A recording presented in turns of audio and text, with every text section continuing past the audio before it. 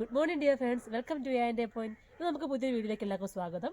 ഇന്ന് നമ്മൾ ചെയ്യാൻ പോകുന്ന ഒരു കറി, സ്പെഷ്യൽ കറിയാണ്. താളതോരനാണ്. നമ്മൾ ചീമച്ചീമന്തിയൊക്കെ താള ഈ സമയത്തിൽ, ഈ ഡിസംബർ മാസത്തിലൊക്കെ ഉണക്കുള്ള സമയത്ത് നമ്മൾ ആ താളെടുത്ത് കട്ട് ചെയ്ത് തോരൻ വയ്ക്കും. വളരെ ടേസ്റ്റാണ്, ഹെൽത്താണ്, വിഷം ഒന്നും ചേർക്കാത്ത സംഭവം നമ്മുടെ വീട്ടിൽ തന്നെ നമുക്ക് എടുക്കാൻ പറ്റുന്നതാണ്. അപ്പോൾ അതാണ് ഈ കാണുന്നത്, താളാണ് ഈ കാണുന്നത്. നമുക്കിത് കട്ട് ചെയ്ത് എടുത്തുകൊണ്ട് പോയി കഴുകി വൃത്തിയാക്കിയിട്ട് തോരൻ വയ്ക്കാം. ഇത് നമ്മൾ താള എടുത്തിട്ടുണ്ട്. അപ്പോൾ ഇത് ഈ മണ്ടഭാഗം കൂട്ടിയുള്ള ഇത് കണ്ടോ, ഇത്രയും ഭാഗം അത് നമ്മൾ കട്ട് ചെയ്ത് കളഞ്ഞേക്കണം. രണ്ടും നമ്മൾ കട്ട് ചെയ്ത് കളയണം, കറയുണ്ട്. ഇനി നമുക്കിതൊന്ന് നന്നായിട്ട് കഴുകി വൃത്തിയാക്കി എടുക്കാം. അതൊക്കെ നമ്മൾ കഴുകി വൃത്തിയാക്കി എടുത്തു. കഴുകാനുള്ള സൗകര്യത്തിനും പാത്രത്തിൽ വയ്ക്കാനുള്ള സൗകര്യത്തിനും നമ്മളിത് കട്ട് ചെയ്ത് കൊടുത്തു കേട്ടോ, മുറിച്ചു കൊടുത്തു. ഇനി ഇതിൻ്റെ പുറത്തെ ചെറുതായിട്ട് ശകലം തൊലിയുണ്ട്, നമ്മൾക്ക് ഇങ്ങനെ അങ്ങ് മാറ്റി കൊടുക്കുക. കണ്ടോ, ഇങ്ങനെ ജസ്റ്റ് ഒന്ന് പിടിച്ചാൽ മതി. പിച്ചാത്തി വേണ്ട, നമുക്ക് ഇതുകൊണ്ട് ഇങ്ങനെ കൈ കൊണ്ട് തട്ട് കഴിഞ്ഞാൽ പിന്നെ ഈ തൊലി ഇങ്ങനെ പൊക്കോളും. ഇടയ്ക്കിടയ്ക്ക് അല്ലെങ്കിൽ നമുക്കിത് കൊത്തുമ്പോൾ തൊലി ഒരു ഇച്ചിരി കനത്തി നിൽക്കും. അപ്പോൾ അതുകൊണ്ട് നമ്മൾ ഈ തൊലി ഇങ്ങനെ അങ്ങ് ഊരിക്കളയും. കണ്ടോ, താഴേന്ന് മേലോട്ടോ മേളിയും താഴോട്ടോ എങ്ങനെ വേണം നമുക്കിത് കളയാം.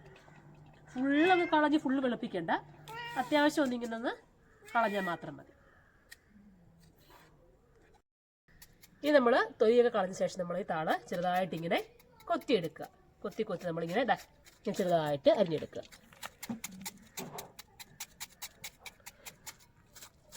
കണ്ടോ, ഇങ്ങനെ നമ്മൾ ചിരത്തണ്ടൊക്കെ വെക്കില്ലേ, ചക്കൊക്കെ കൊത്തില്ല, അതുപോലെ തന്നെ ബീട്രൂട്ടും ഒക്കെ കൊത്തുന്ന പോലെ തന്നെ നമ്മളിത് കൊത്തിയെടുക്കുക.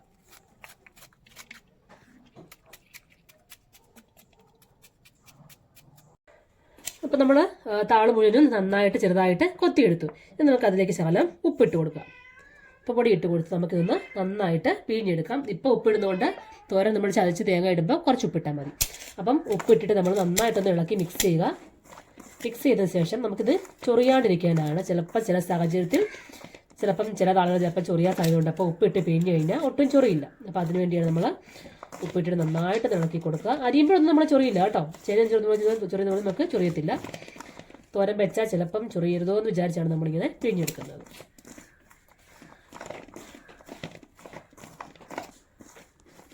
നന്നായിട്ട് എല്ലായിടത്തും ഉപ്പ് പിടിച്ച ശേഷം ഇതിന് പിഴിഞ്ഞങ്ങോട്ട് മാറ്റാം. രണ്ട് കൈയും കൂട്ടി പിടിച്ച് കണ്ടോ, നീര് വരുന്നത് കണ്ടോ.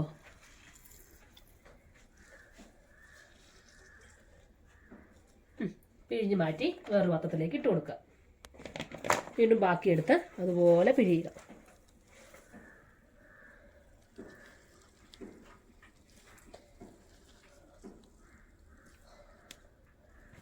പാത്രത്തിലേക്ക് ഇട്ട് കൊടുക്കുക. ഇതൊരു പുറത്തിലേക്കാണ് ഞാൻ വെച്ച് കൊടുക്കുന്നത്.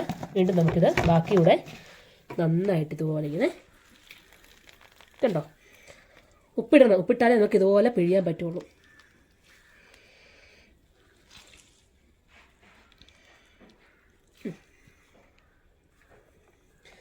അപ്പോൾ നമുക്ക് ഒട്ടും തോരൻ കുഴയത്തുമില്ല. നല്ല പൊടി കിടക്കണ്ട കണ്ടോ. ഇതിനകത്തെ വെള്ളവും എല്ലാം കൂടെ ഇറങ്ങി വരുന്നതാണ്.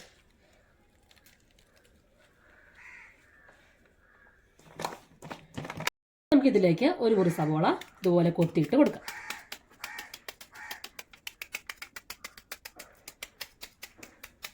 രണ്ട് താള് കണ്ടോ, രണ്ട് താള് എടുത്തിട്ട് വന്നപ്പം ഒത്തിരി വലുതായിരുന്നു. പക്ഷേ പിഴിഞ്ഞെല്ലാം കഴിഞ്ഞ് കഴിയുമ്പോൾ ഇത്രയേ ഉള്ളൂ. ഒന്ന് പറ്റിക്കഴിഞ്ഞ് കഴിയുമ്പോഴത്തേക്കും ഇച്ചിരി കാണത്തുള്ളൂ. സവാള നമ്മൾ കൊത്തിയിട്ടു, നമ്മൾ അങ്ങോട്ട് മാറ്റി വയ്ക്കുക. ശേഷം നമുക്കിനിയും തോരൻ ചേർക്കാനുള്ള എന്തൊക്കെയാണെന്ന് പറയാം. ഞാനൊരു ചെറിയ മുറി തേങ്ങ എടുത്ത് വെച്ചിട്ടുണ്ട്. തേങ്ങ, 3 പച്ചമുളക്, 2 ചെറിയ ഉള്ളി, ഒരു 4-5 കഷ്ണം വെളുത്തുള്ളി എടുത്ത് വെച്ചിട്ടുണ്ട്. ഇതെല്ലാം കൂടെ നമുക്ക് മിക്സിയുടെ ജാറിലേക്ക് ഇട്ട് ഇത്തിരി മഞ്ഞൾപ്പൊടി കൂടെ ചേർത്ത് ചതച്ച് കൊടുക്കാം. എല്ലാം കൂടി നമ്മൾ മിക്സിയുടെ ജാറിലേക്ക് ഇട്ട് കൊടുത്തു. ഇനി അതിലേക്ക് മഞ്ഞൾപ്പൊടി ചേർത്ത് കൊടുക്കുക.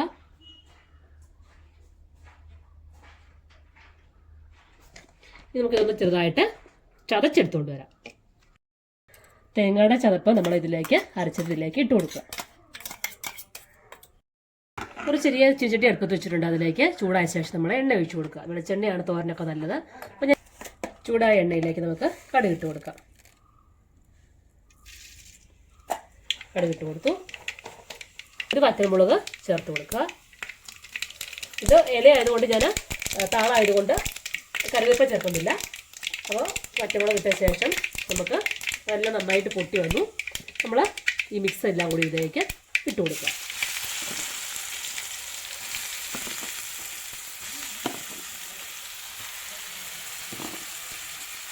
ഒട്ടും വെള്ളം ചേർക്കരുത്.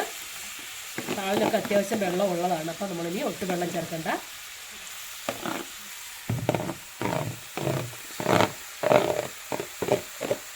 നന്നായിട്ട് എണ്ണയൊക്കെ എല്ലായിടത്തും പിടിക്കാവുന്ന പോലെ ഇളക്കി കൊടുക്കുക. നമ്മൾ ഓൾറെഡി ഉപ്പിട്ടാണ് പിഴിഞ്ഞത്. അപ്പോൾ ഉപ്പിട്ട് നമ്മൾ പിഴിഞ്ഞത് കൊണ്ട് ഉപ്പൊക്കെ അത്യാവശ്യം കുറച്ചുപ്പൊക്കെ പോയി കാണും. അപ്പം ഒരു ശകല ഉപ്പും കൂടി നമ്മൾ ഇതിലേക്ക് ചേർത്ത് കൊടുക്കുക. ഒരുപാടൊന്നും വേണ്ട, താളിനൊക്കെ പെട്ടെന്ന് ഉപ്പ് പിടിക്കും. അവിടെ ശകല ഉപ്പ് കൂടി ചേർത്ത് കൊടുത്തു. അപ്പോൾ ചിലപ്പോൾ കൂടി പോകും ഒത്തിരി ഇട്ട് കഴിഞ്ഞ് കഴിഞ്ഞാൽ. ഇനി നമുക്കിതൊന്ന് നന്നായിട്ട് ഇളക്കിയിട്ട് തീ കുറച്ച് വയ്ക്കുക. ഒരു 5 മിനിറ്റ് 6 മിനിറ്റൊക്കെ നമുക്കിതൊന്ന് അടച്ചു വയ്ക്കാം. വെള്ളമയം ചേർക്കുകയേ വേണ്ട കേട്ടോ.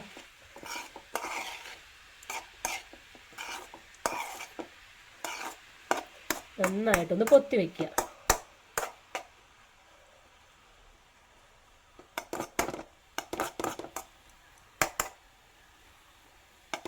ഇതൊന്ന് അടച്ചു വയ്ക്കുക. അടച്ചു വെച്ച് നമുക്കൊരു 5 മിനിറ്റൊക്കെ വേവിക്കാം. 5 മിനിറ്റൊക്കെ ആകുമ്പോൾ നമ്മളൊന്ന് തുറന്ന് നോക്കുക.